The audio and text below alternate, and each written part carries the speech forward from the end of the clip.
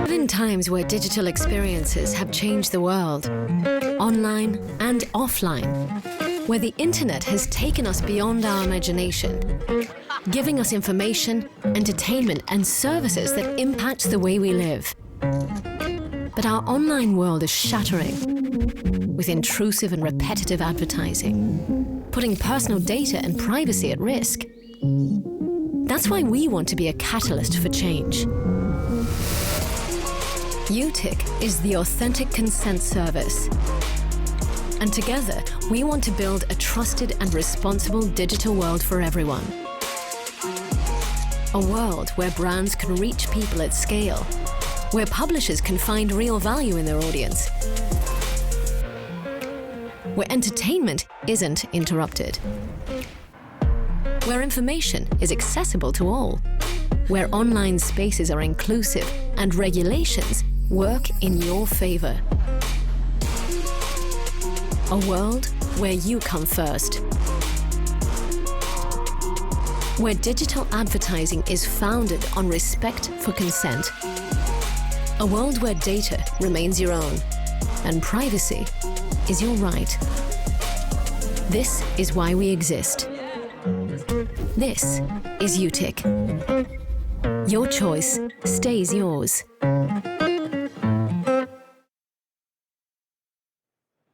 Yeah, so as you can see, the main purpose of Utiq is to provide advertisers and publishers with a common identification for customers, but with privacy at its heart.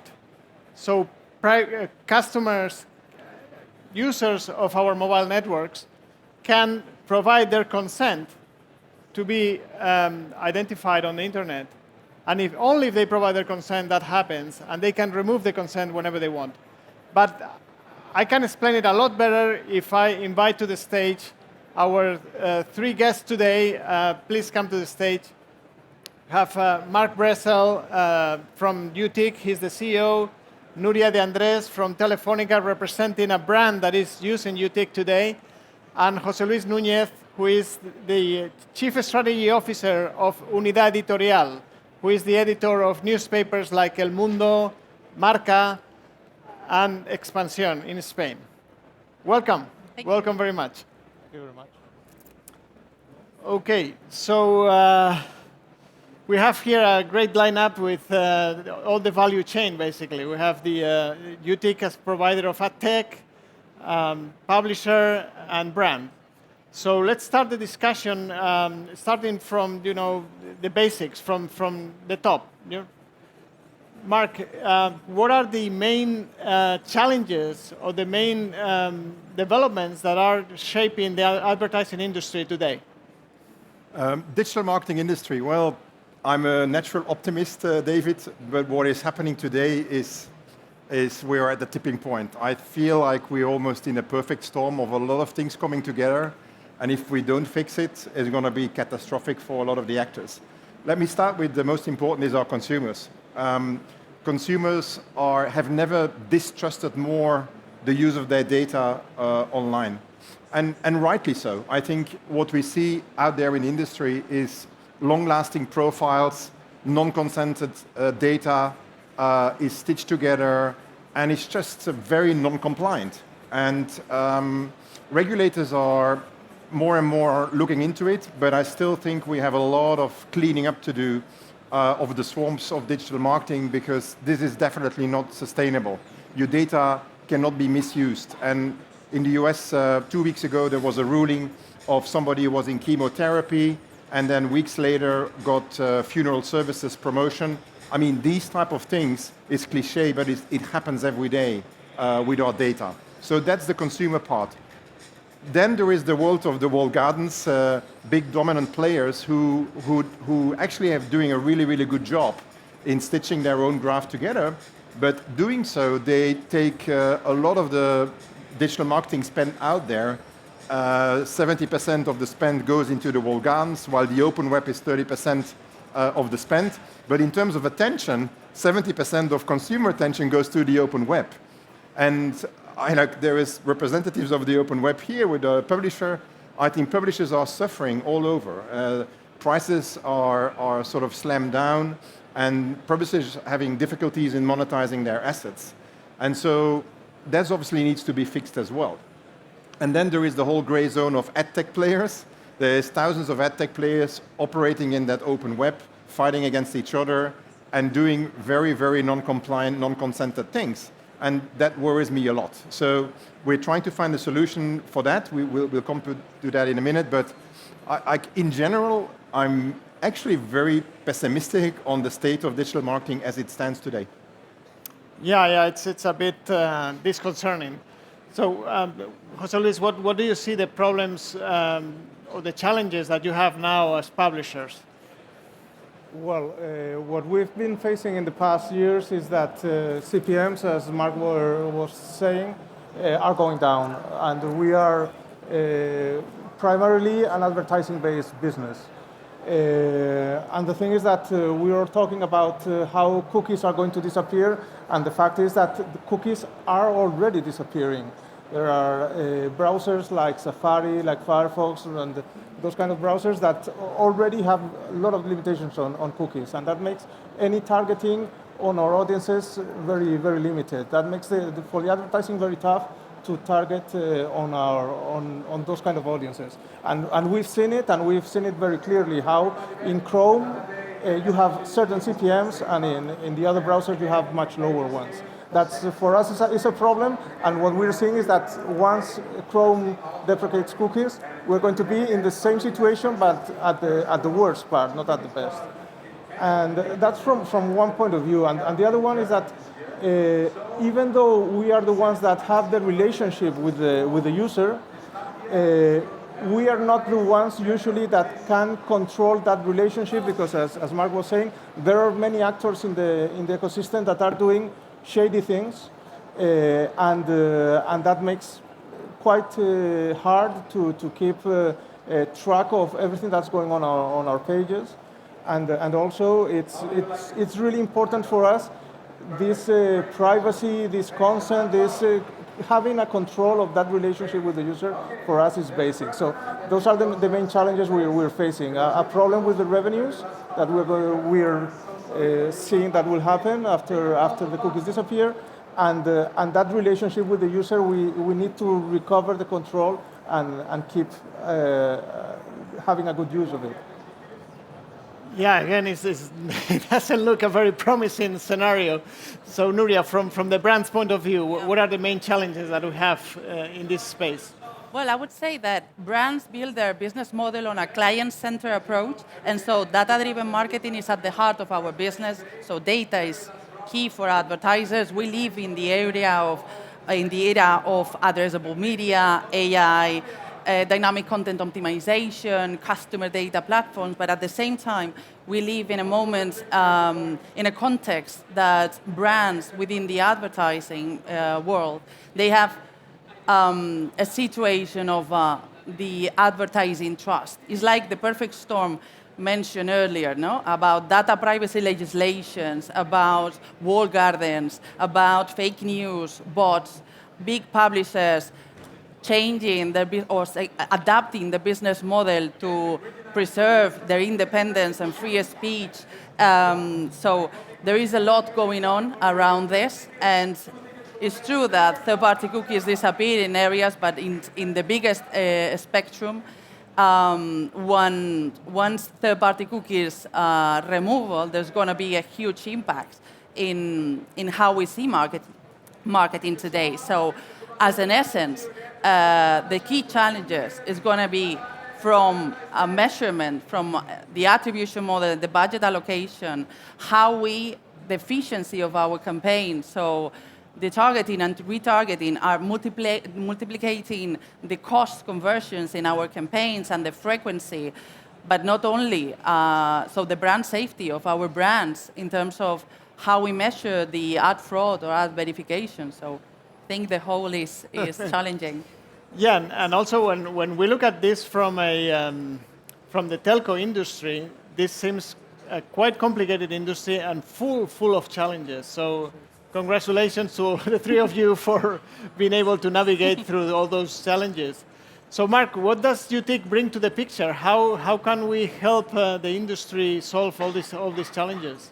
Yeah, so just to be clear, I talked a little bit about negative atmosphere around digital marketing, but I'm a hopeful guy. Yeah? So I think we can fix it, and definitely, Nuria, when it comes to cookie deprecation, there is need for an alternative to be doing effective marketing. And what we propose with Utiq is to do that in a responsible and trusted way. So first of all, maybe a quick word on why telcos, David, because if you look at what is needed to fix the issue is you need customer touch points, and you need it at scale, and you need it in a very deterministic way. So there's a lot of probabilistic guesswork out there with ID providers, but if we want to have all those three, then you automatically come with the telcos. And I don't have any credit for that. It's the shareholders that came together and created this idea of using the telco signal as an identifier going forward that is deterministic, multi-platform, and at scale, and to be trusted. So the telcos have done an amazing job, I think, working together to form the project. And I think it speaks to the fact that yesterday was at the panel as well of the 4 CEOs saying we need to collaborate, to innovate together. This is a great initiative, and it actually proves that the industry can work together. So what we do is we use the telco signal, obviously consent-based, so I'm going to give you an example. So you get to a website, you go to El Mundo or any of my friends' websites here, and you get a consent pop-up. You agree as a consumer that we can use your telco signal as an identifier. We ping you a telco provider. We know what subscriber you are, whether it's Vodafone or Telefónica. Let's assume it's a Telefónica user, of course. We get in return a pseudonymous token, and that token we encrypt it and we turn it into a pass that is persistent. And that's going to help us with publishers. I don't want to go into the technicalities because we have a video on that, but that's going to help us, publishers, to consider that pass as a sort of a first-party cookie that you can then use to enrich your profiling and do all of the things that you need to do to monetize your assets. And the AdTech pass is a second encrypted version that goes into the bidding system. And that allows us to do the matching. So it's actually a persistent ID that is fully consented because consumers agree to that. And to be fair, because the question could be how many consumers opt into this. And so depending on the country and depending on the websites, we see between 70, 75%, 80% acceptance rate. So that's really good, and that's really good to see that adoption. And then we do that obviously at scale, but we need to grow, and that's our challenge today, of course. We need to have more publishers. We need to have some more operators in Spain. But that is the work we are doing at this point in time. So making this world a more responsible and trusted environment. And I think we have a video, David. Yes, I can. Do you want to show it now? Let's show it now. Let's go. Utiq is a European ad tech company that delivers a telco-powered authentic consent service to enable responsible digital marketing, where people are given control and choice over their privacy. Our service does not grant us access to anyone's telco data. So how does Utiq work? By putting people first. It all starts with managing consent simply and unambiguously via a Utiq pop-up on relevant brand or publisher websites. Utiq's Consent Pass solution allows for the delivery of personalized experiences without authentication or access to users' data. These secure signals work cross-browser and cross-device, offering accurate addressability at scale whilst embracing the toughest privacy standards. Once a user gives consent, Utiq makes an API call to the user's network operator to ask for a network signal that corresponds to that connection. Utiq has no means to identify the user or any other data from the network signal, and no network signal information is shared with any participating partner or website. With the network signal, a consent pass is created. The pass is a value connected to the network signal and is represented by a unique code, a random sequence of numbers and letters. The Utiq Consent Pass service is completed with 2 consent pass signals, a MarTech pass and an AdTech pass. The MarTech pass is a consent pass that remains active for 90 days on the website where consent was given. This pass serves marketing use cases including site personalization, analytics, and audience creation. The AdTech Pass is a dynamic pass that enables customized digital advertising, and it's only accessible by brands and websites who are Utiq partners. The MarTech Pass and the AdTech Pass come from the unique Consent Pass, ultimately enabling personalized digital marketing and advertising experiences. Finally, on the Consent Hub, an easy-to-navigate and centralized portal, we give users real control over their privacy. The ability to withdraw consent with a single click. This is Utiq. Your choice stays yours.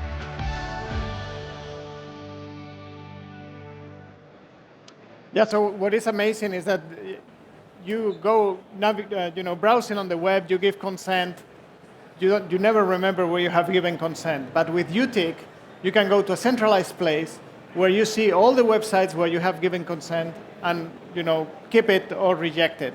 So that gives you a lot of control as a customer. So let's talk now about the benefits. So Nuria, what is the benefit for the publishers here? So on an advertising perspective, when brands own assets such as websites and apps are like the main interest for clients and potential. So brands start by granting the user a full control over their preference through the Consent Hub, and then the Utiq Pass connects with the digital advertising space by protecting the privacy and enabling for better media experiences. I think that's key for us, no? That's key for how we want to involve also the industry, no? And also an advertising perspective, I think that's key for us. Yeah, I can see. And what about the publishers? What are the key benefits? Well, for us, once the cookie disappears, that way of communicating between the advertiser and the publisher of targeting on finding the audiences they need disappears. In the past years, there are several alternatives that have been coming up. There's one that we still don't know how it will work. It will certainly work in some way, and it's Google's solution. But there are others, the universal IDs, that are usually based on hashed emails and on people navigating logged in the websites, in the newspapers. Yeah. And unfortunately for us, there's a very, very small percentage of users that navigate that way. It's about between 3 and 5% usually, and that makes it a solution that doesn't really cover our needs, because only 5% of the audience would be available for targeting. So here comes Utiq, and Utiq brings a solution that covers all users that are browsing our websites using a mobile phone. And that's about 60-70% of our audiences. So suddenly you have addressability of 70% of the audience. And that's the game changer, from going from 3-5% to being able to really target again in a massive scale. That's what the advertisers need. Yeah, so let's talk about this, Marc. Compare with other ID systems that rely on personal information, such as email addresses or any other solution in the market. How does Utiq compare? What would you say is the main differences? Yeah, I don't want to bash too much on competition, but I still can this is your opportunity. because you have given already some of the answers. I think some of the ID graphs out there are very probabilistic, so it's guesswork. What we do is very deterministic. Some of the ID solutions out there have been in market for 5 years, 7 years, and one, they don't have the scale yet. We want to bring the scale to Utiq, and two, they are still based on third-party cookies, imagine. So today we've seen also in our tests, we're going to talk a little bit about a test, that third-party cookies still play a super important role and sort of sucks a little bit the energy out of our value proposition, but give it a couple of months, give it till the end of the year, it will happen. It needs to happen. Third-party cookies are not a reliant alternative, so then obviously we bring the deterministic nature and at scale that is provided out there. And So sorry, we have a date now for third-party cookies phase out, or don't David, we? if I would have a glass ball, I would not, I would not bet anything on it. But let's assume that by the end of the year, you will see We will see increased that. deprecation, right? Yeah. And then last but not least, it's what hurts me even more at my age, because I've been in this industry for 30 years. It's the non-consented audience that are still used every single day to build identity graphs that are not compliant. Yeah. And that the regulators should really, really go after, and they should attack it. And so, because it all starts with you and me consenting to what data you want to share, and that's why we say your choice stays yours. And so, if you can do that in a really consented way, you can create critical mass, you can do it deterministic, and you can add value for publishers, for brands, and for consumers. That's actually what we try to achieve, and that's all of our differentiators in one. And last but not least, a really important one for both of you is the ad fraud. I mean, it's the elephant in the room that there's so much non-human traffic on all of these websites. Fraud and so non-human traffic have one thing in common. They don't have telephone numbers. So we can actually, through our system, isolate ad fraud. And we see on some websites it's 15%, on some websites goes up to 20%. 20% So of fraud. imagine as Telefónica, you have your budget, you fought hard with your manager to get your brand budget, and then you want to spend it, and 20% of that goes on to bots that not real people that have not seen your ad. So again, that goes out. And then last but not least, don't forget that today we have already a lot of audience in Safari and Firefox that is not addressable, right? So we are not browser dependent, so we address audiences in a very deterministic way, also in Safari and Firefox, and that sort of helps the addressability that media planners are looking for.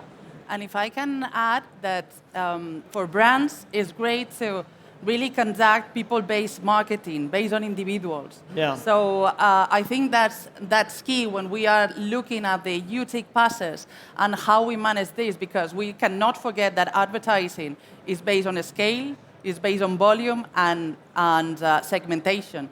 And we need an ID solution with the power of scale. So I think, and that's great for advertisers to see this people marketing based on individuals and the scalability that this solution might have for the industry. I think that's key. Yeah. So Marc talked about a trial that you're starting. Can you give us more information about it? Yeah, we ran the first in-field campaign with the Utiq here in Spain.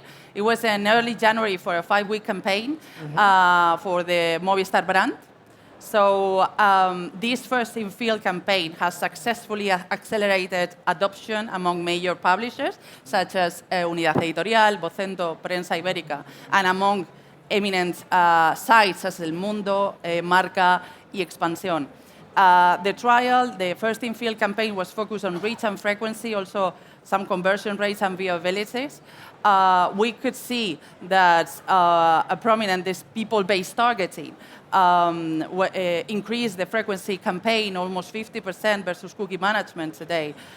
It's also good that in terms of cookie-less environment with Safari and Firefox, we have, thanks to Utiq, an incremental reach of 33% of our served impressions. All right. And so we are moving, and please take in mind that we are talking about 8 months old and mobile only, but it's just, we are talking about 150K daily users growing faster into 250, 300K Utiq passes. So more or less there is an estimation about from 8 to 10% of the ad inventory is Utiq pass today. So apart from specific results, we are happy because we see the flavor of incredible adoption and scalability of this solution across the industry. And I think that's the key for us to keep pushing Telefónica's advertising with the publishers, with our media agency, with Havas, with Utiq, all pushing the industry because it's still not ready today for a cookie-less activation. We work in a hybrid model, cookies and IDs, and the tech stack is still very much driven by the cookie. So there is a lot in this new era that we need to push all the industry and all the tech stack solution to really understand the ID in order to be ready to this new era. Yeah, so in summary, you get much better transparency about what is really going on with your campaign because you have this deterministic ID and you can see the scaling when more publishers are adopting it. Right? For sure. I think that Utiq put the user first. So it helps a lot for the transparency and the control. And imagine that in the major or big digital players in volume and scale, they work in a non-transparent model. So these walled gardens. So Utiq brings transparency across the whole customer journey. So it helps us to get better measurements, better personalization through the content, and so better ROI at the midterm, and so also branding metrics. No? Yeah, and also at the same time, this is very, very careful with the privacy of the user, which is, as customers, as consumers, we also love that, right? When we go to your website, to the Marca, so we like to be consented, right? To be asked if we're giving consent. How are you using the Utiq service in Marca? What's the experience? To be honest, up to now, the experience is very, very small because it's only Telefónica that has been making any investment through Utiq. For us, how we set up things and how we make things happen, the best thing was that it was quite easy. Once there was an integration, and the integration was quite simple, setting up the campaign for us was pretty simple. So that's always good because if we want adoption, we want things to be as similar as they were before and as similar as things have been up to now.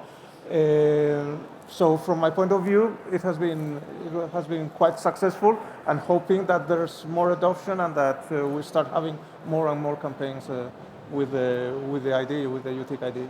Yeah, one of the keys for brand adoption and more brands purchasing campaigns using this system is the wide availability of telco signals.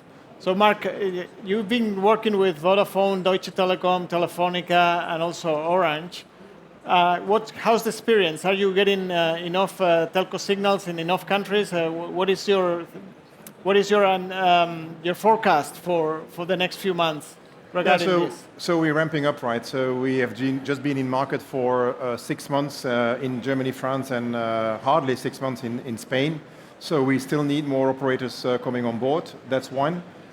Two, we need to move from from mobile to fixed, because as you know, 70% of visibility sits on mobile, but 70% is mobile on Wi-Fi networks at home.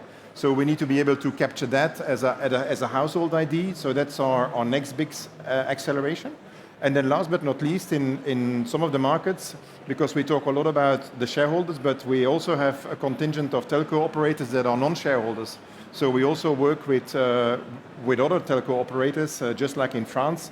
We have Orange, but we also work with SFR, we work with Bouygues, and there's a fourth one that we are in the last phase with. So, but if you have those operators, you cover 100% of the market, and that's the key to, everything in AdTech, it's about scale. So we need all the operators, or at least 85% of the market to sort of create that scale. And then we need to go from mobile to Wi-Fi fixed. And then in a future state, we're going to include TV, because that's also, like, from a brand perspective, that multi-platform aspect, to have a persistent ID across those three form factors is going to be very interesting as well. Yeah, I think the good news is that there are great wins of collaboration among telcos. And as I said before, Utiq is not the only opportunity that we're pursuing collaboratively. And you were mentioning that the 4 CEOs of the European telcos yesterday were talking precisely about that. In the same table, the same round table, talking about how can we collaborate. And that really paves the way for more Utiq telcos joining. So that will be great. And something that is key for us, for the telcos, is the user being protected and the user trust. We have fantastic brands that we don't want to spoil no matter what. And when we decided to launch Utiq, we thought that this was the perfect story for the market, saying, look, we are being very responsible with customer data, but yet we're enabling the digital ecosystem to improve and to get rid of the big OTTs that are currently, holding all the power. So, Nuria, maybe you can talk a little bit about how important is trust for a brand. Maybe that's an easy question, but why is that so important when you're using some kind of identification system, that this identification system is not, something shoddy or whatever? Okay.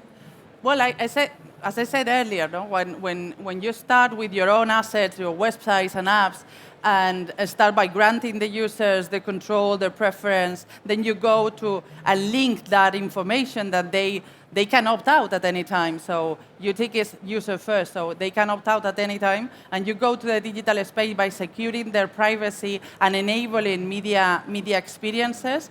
So brands give real power to the users, and so digital landscape, as we said earlier, as much adoption as we can get from the Utiq, more stability and more media experiences can we get, because advertising ecosystem is more often seen as intrusive and or personal data exchange for business. So when third-party cookies disappear, I think that sustainability at the advertising industry has the power and the hand to select a global solution that puts privacy at the heart of the solution to really become great, and the solution really become available for the users to really understand and move that perception of intrusive to really value brand media experiences, no?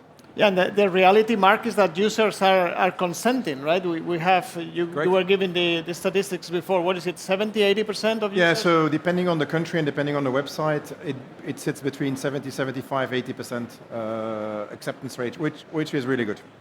Yeah, that's really great. And José Luis, besides user consenting, what are the other key success factors, do you think, for Utiq?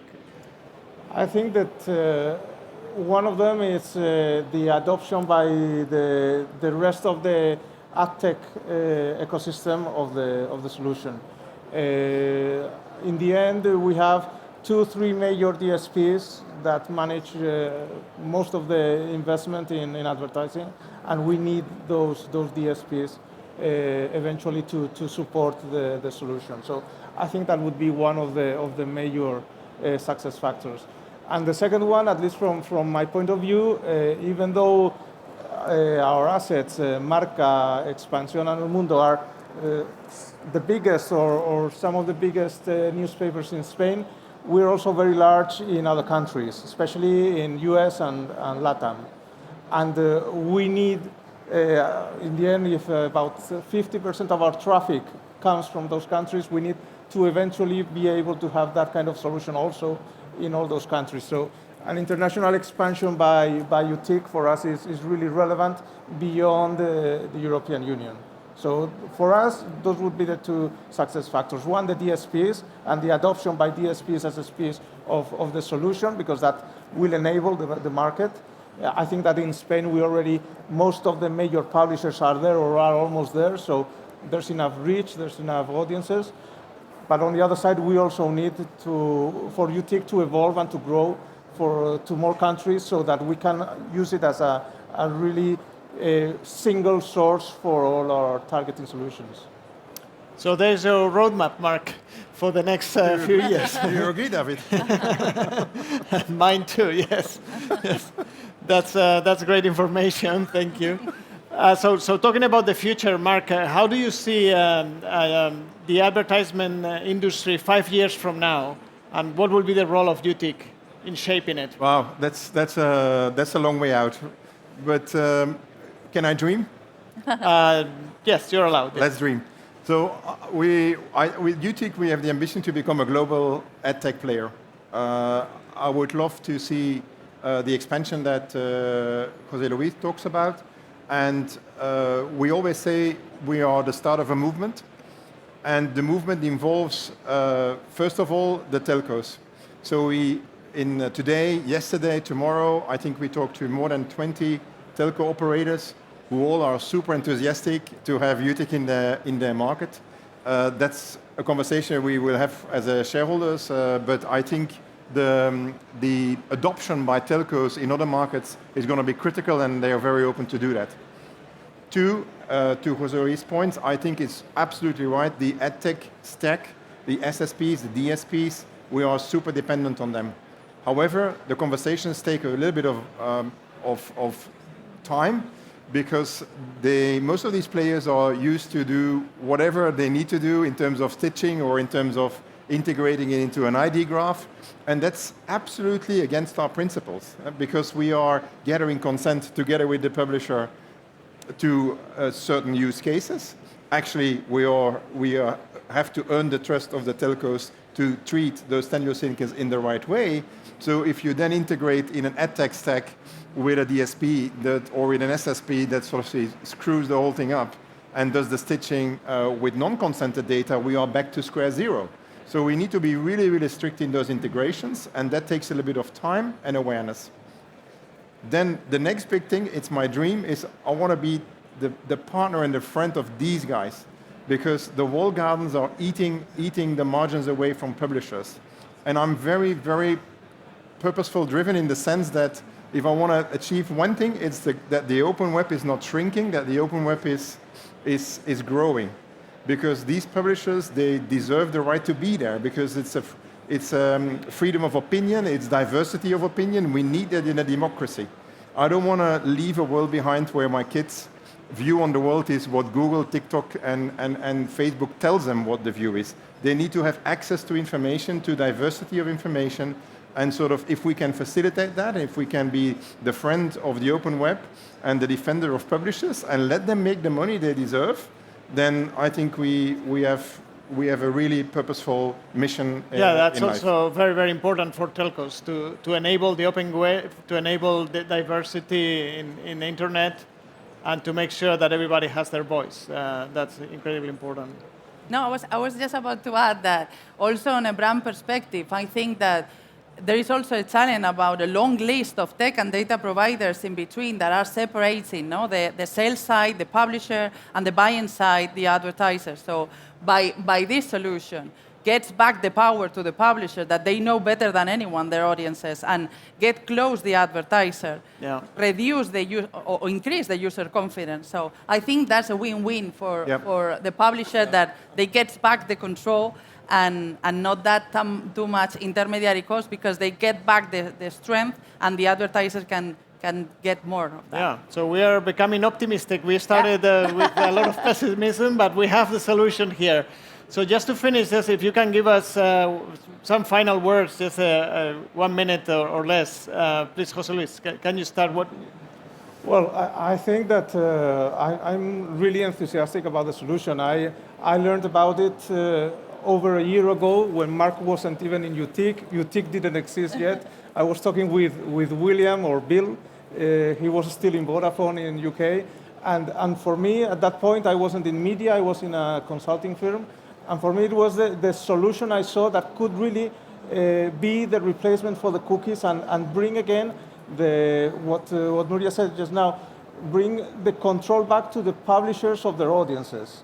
And that was over a year ago, and I was seeing it with the eyes of a consultant. Now that I'm inside of the market, I still see it that way. I think that these kind of solutions are going to be very useful and very helpful for us.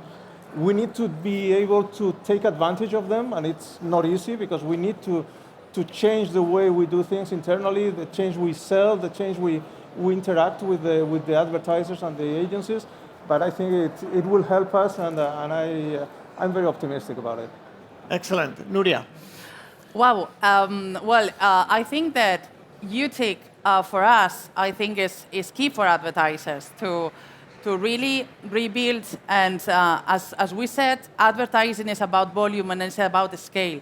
So getting back to the users, the power to control what they want to see, and connect that with the possibilities that we can do in the advertising ecosystem really makes the difference, no? By reducing the gap, by reducing, so we can work on really build meaningful experiences in that area, no? So I think that I would encourage brands to prioritize the ID solution, because, as we said, the industry is still not ready. So let's take a look at the ID solution, and we would see, we will continue pushing Utiq as an industry standard, because we do believe that an industry ID solution, because we need a scale and the power of a scale, centered around real consent and transparency, powered by telco industries, that is independent and no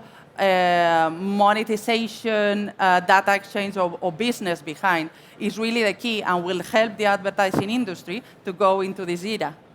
Yeah, I think we are set for a lot of change in the next few months and years. Sure. And Utiq will definitely be a player there. Sure.